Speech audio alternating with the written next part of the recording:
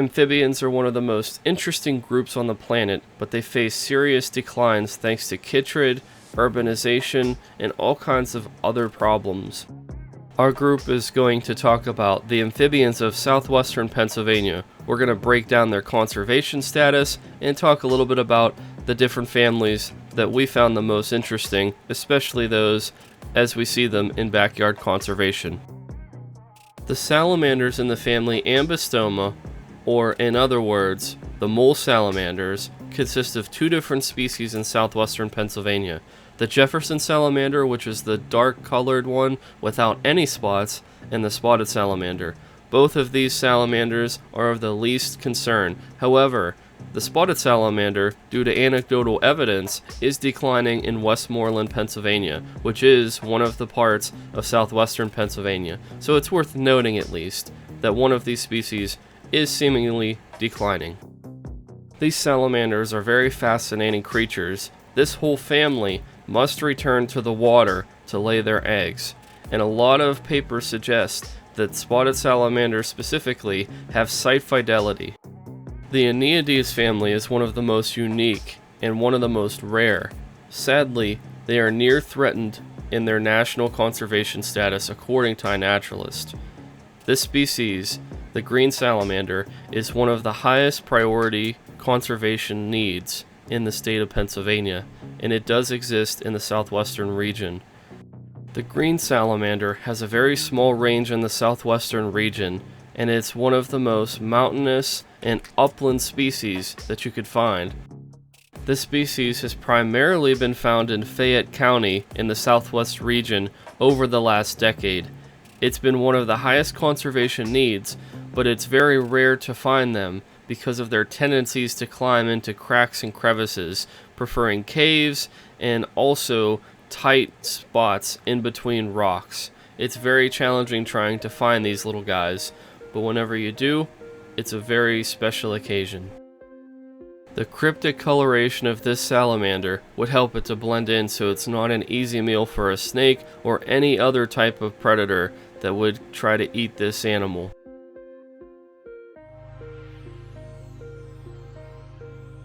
The next family is the Cryptobrachus, which is the eastern hellbender. It's a near-threatened species for the national status, and in Pennsylvania it's listed as a species of special concern. This, however, is our state amphibian, meaning it has a special status among Pennsylvania. It was thought to be one of the most rapidly declining salamanders that we have in the state, along with the national status. However, all of the work after 2013 to now has shown improvements for this species. Now, the eastern hellbender is found in numerous counties all across southwestern Pennsylvania and also in Pennsylvania at large. Now you have an opportunity to find the eastern hellbender in counties of Somerset, Fayette, Westmoreland, Indiana, Greene, and Washington. It's truly remarkable to see the comeback story of this species. It's a true testament to people wanting to have clean drinking water and clean water for outdoor recreation. Without those needs being met, it's very likely to say that this species would be no more. And especially now that the acid mine drainage seems to be declining and treatment systems are going up, making the headwaters and all of the streams around the southwest region of Pennsylvania significantly improved, there's a good chance to see the hellbender continue to increase. Next, we will talk about the Desmognathus family, consisting of the Allegheny and northern dusky salamanders and the seal salamander. The seal salamander has a species of special concern status in Pennsylvania. However, all of these species are listed for a national status of least concern. Not having any lungs means this group of salamanders has to take everything in through their skin.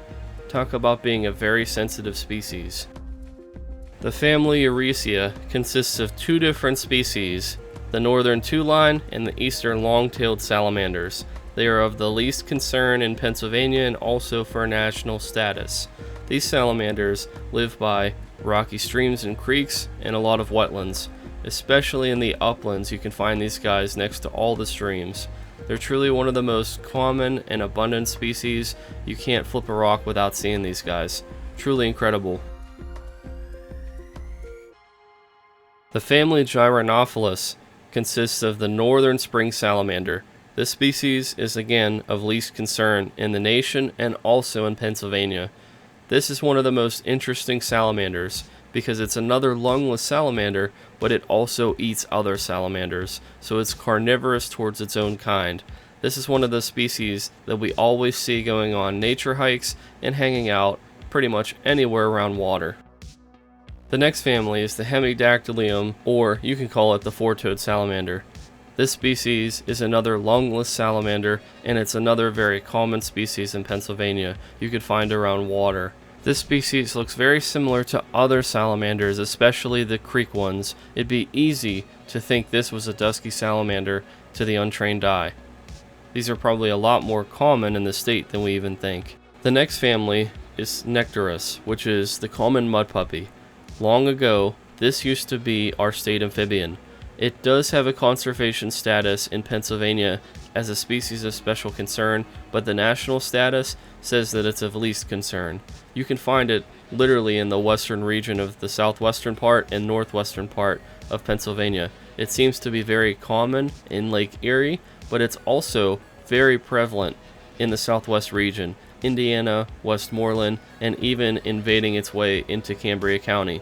Very unlikely that people would find it there, but with the water quality improving, the habitat for the Hellbender and the common mud puppy is also improving. These are one of the most unique species of salamander, having gills not coming out of the water, and they resemble the axolotl. The next group is a family Notophalmus, which is the red-spotted, or I like to call it the eastern newt. You can see it here, the red eft on the left, and on the right the adult phase. This is what constitutes a newt from a salamander, is they have an extra life stage, the eft. That's one of the most important parts of their life. It's something that I've been told can dictate whether they become terrestrial or completely aquatic in return. One of the most common species, and very colorful species indeed. The next group is one of my favorite, the Plethodons. This consists of 4 different species in western Pennsylvania: the Valley and Ridge, the eastern redback, the slimy, and also the whirly salamander. The only one that has any type of status in Pennsylvania is the whirly salamander. It's listed as a species of special concern. The next family is the Pseudotriton, and this is the northern red salamander. This is a salamander that inhabits woodlands adjacent to streams. It's one of my favorite salamanders because of its coloration and its nostalgia. I remember the Kratt brothers often talking about this salamander and having it featured in one of their episodes. It's also another wetland salamander, really unique looking, and one of those species that actually has the toxic coloration to warn predators, don't eat me, I'm toxic. The next group is a favorite family of mine, formerly the Bufonids, now they're Anaxaris, and you can see the Fowler's toad on the left, and my pet Ace, a female American toad on the right. This is the group of true toads native to Pennsylvania. The Fowler's toad is listed as least concern nationally, however in Pennsylvania it's a species of special concern. The next family is the Hylids. These are the tree frogs. The eastern gray tree frog, you can see my pet Esperanza on the left, and you can see the Cope's gray tree frog on the right. These are the only true tree frogs that we have in the state. They're both listed as least concern nationally. The Cope's gray tree frog is a species of special concern in Pennsylvania. The Psiudacris family consists of 2 different species in our southwest region. The spring peeper, which is of the least concern and easily the most abundant frog that anybody sees or hears in the state of Pennsylvania, and also the mountain chorus frog, which does have a species of special concern status in the state. However, nationally, it's of least concern. The mountain chorus frog, right now, is mostly found in Fayette and Westmoreland counties. It's hanging out along the Chestnut Ridge. It's one of the most unique species, and it's the only other chorus frog that we have in the southwest region. The next group of frogs is the Lithobates. These are formerly the Ranids, the pond frogs. The northern leopard frog is the only species out of this group that's considered a species of special concern in the southwest region and all of Pennsylvania. In the Southwest region, it hasn't been seen somewhere between 20 and 50 years depending on the county. It's one of the animals that's most highly coveted by me to try and refine and redocument to try to help its existence in our region. However, the other four are very common and abundant. The pickerel frog is one of the most unique. The pickerel frog actually has a toxin that can affect people. It's almost like a numbing agent. If you get its secretions on your face, your eyes, your throat, your nose, everything can go numb.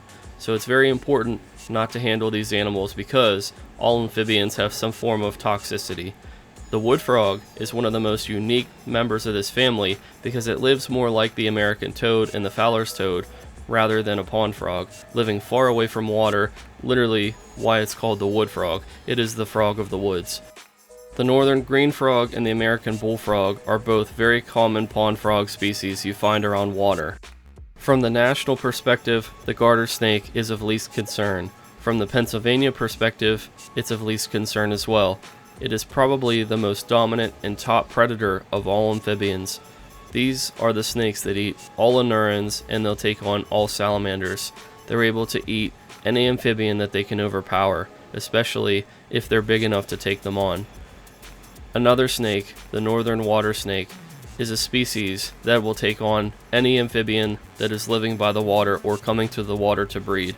They're notorious for eating the largest American toads, the largest American bullfrogs, and they'll eat whatever else they could take on. I've also seen water snakes consuming tadpoles and even larvae of different amphibians.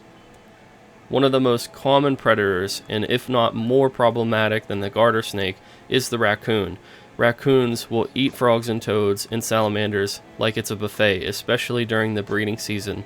These are one of the most nuisance animals to any breeding program or any conservation status to any of these amphibians. Raccoons will decimate the population if they find them, and they have no concern other than what's next to eat. These trash pandas are truly one of the cutest creatures, but also one of the most voracious predators when it comes to amphibians. Amphibians as a whole don't just face terrestrial predators like snakes and raccoons and even some birds. They also have to worry about the fish where they're reproducing. If there are frogs or salamanders that reproduce in streams and ponds and other larger bodies of water, they have to worry about large fish eating them or consuming their eggs. I know mosquito fish, Gambesia, easily eat eggs and devour frog eggs completely from start to finish. However, pike and bass and larger fish will eat frogs and toads as a whole. That's not the only predator that they have to face with a unique status. People. People go gigging, they'll take them as pets if they don't have the right permits, and they'll also run them over and devastate them in suburban and urban neighborhoods. These are all important things that amphibians have to face in a changing world with declining habitat and disease on the rise. Amphibians need our help. They need to be in the spotlight and they need to be looked at with favor. These are one of the creatures that are not usually brought to the table when we think of state funding or conservation practices. They're starting to become more popular as time goes on, but the need to save these animals is the utmost importance. They indicate water quality, and they also are an important prey item to any game or fish that we like to use as recreation. Frogs and toads and salamanders are very important to our ecosystem, and they're one of the most unique signs of spring. Without amphibians, the world would be a much worse place.